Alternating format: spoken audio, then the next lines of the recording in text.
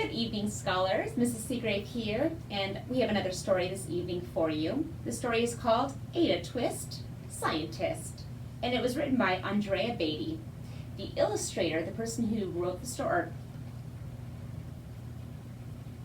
Good evening, scholars. Mrs. Seagrave here, and I have another story for you this evening.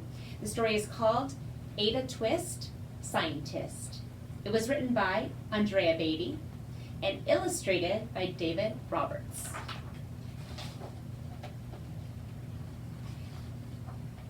We are going to get to the first page of this story and see what it is all about. Ada Marie, said not a word till the day she turned 3. She bounced in her crib and looked all around, observing the world, but not making a sound. She learned how to climb and made her big break with a trail of chaos left in her wake.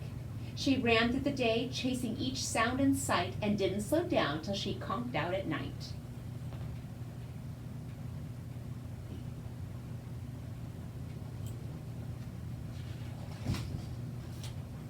Her parents were frazzled, but tried not to freak, as Ada grew bigger and still did not speak.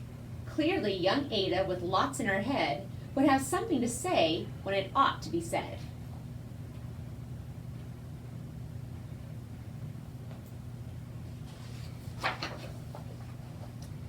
That's just what happened when Ada turned 3. She tore through the house on a fact-finding spree and climbed up the clock just as high as she could. Her parents yelled, "Stop!" as all good parents would. Ada's chin quivered, but she did not cry. She took a deep breath and she simply asked, "Why?" Look at that picture. Why do you think they yelled stop?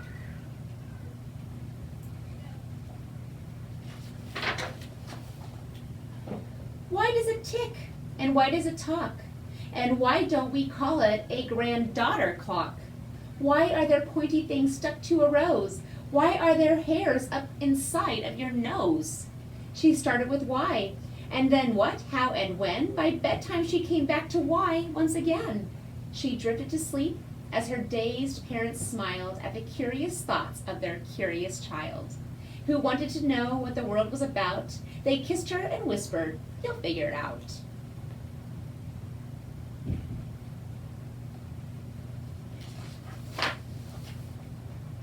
Her parents kept up with their high-flying kid, whose questions and chaos both grew as she did.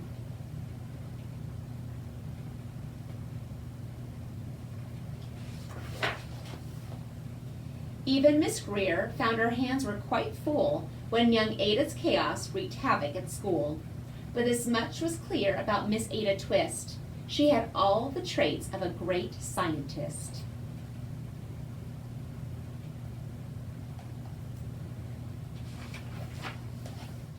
Ada was busy that first day of spring, testing the sounds that make mockingbirds sing, when a horrible stench whacked her right in the nose, a pungent aroma that curled up her toes. "Zowie," said Ada, which got her to thinking, what is the source of that terrible stinking? How does a nose know when there's something to smell? And how does it still stink if there's no nose to tell? She rattled off questions and tapped on her chin. She started at the start, where she ought to begin. A mystery, a riddle, a puzzle, a quest. This was the moment that Ada loved best.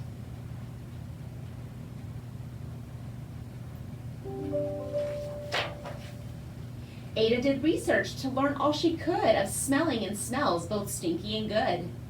One hypothesis Ada thought could be true. The terrible stink came from Dad's cabbage stew. She tested and tested, but soon Ada knew it was time to come up with hypothesis 2.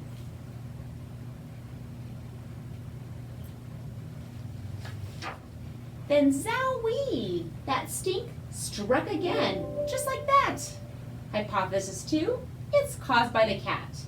The cat couldn't make such a stink on its own. It needed perfume and some fancy cologne. So young Ada tested. The test was a flop. She started again, but her parents yelled, "Stop!" Look at the picture. Why do you think her parents yelled stop? Probably don't want to put our poor little kitty in the dryer. Ada Marie, To the thinking chair now, by the time we count 3. Enough, said her mother. That's it, said her dad. Her parents were frustrated, frazzled, and mad. Why? Ada questioned. Her mother said no. What? Ada queried. Her father said go. You've ruined our supper. You've made the cat stink. Enough with your questions. Now sit there and think. She looked at her parents. Her heart turned to goo. Poor Ada Twist didn't know what to do.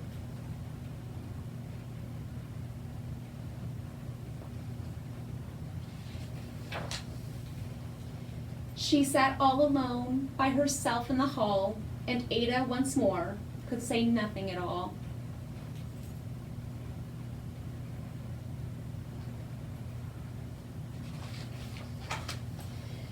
And so Ada sat, and she sat, and she sat, and she thought about science and Stu and the cat, and how her experiments made such a big mess. Does it have to be so? Is that part of success? Are messes a problem? And while she was thinking, what was the source of that terrible stinking? Ada Marie did what scientists do. She asked a small question, and then she asked 2. And each of those led to her 3 questions more, and some of those questions resulted in 4. As Ada got thinking, she really dug in. She scribbled her questions and tapped on her chin. She started at why, and then what, how, and when. At the end of the hall, she reached why once again.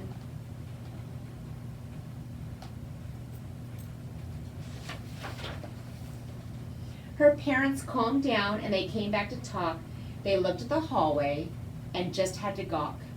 No patch of bare paint could be seen on the wall. The thinking chair now was the great thinking hall. They watched their young daughter and sighed as they did.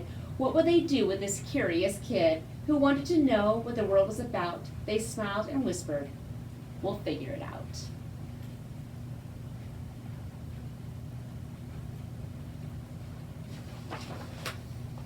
And that's what they did, because that's what you do when your kid has a passion and a heart that is true. They remade their world, and now they're all in the act of helping young Ada sort fiction from fact. She asked lots of questions. How could she resist? It's all in the heart of a young scientist.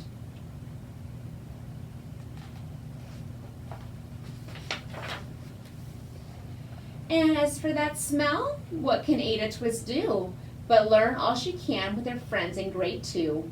Will they discover the stink that curls toes? Well, that is the question, and someday, who knows?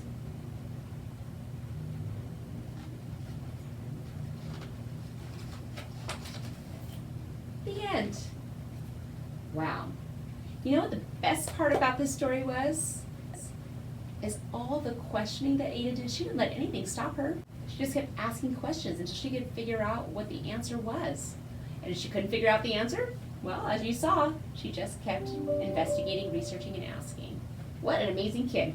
I hope you enjoyed the story. I did. See you tomorrow, guys. Bye.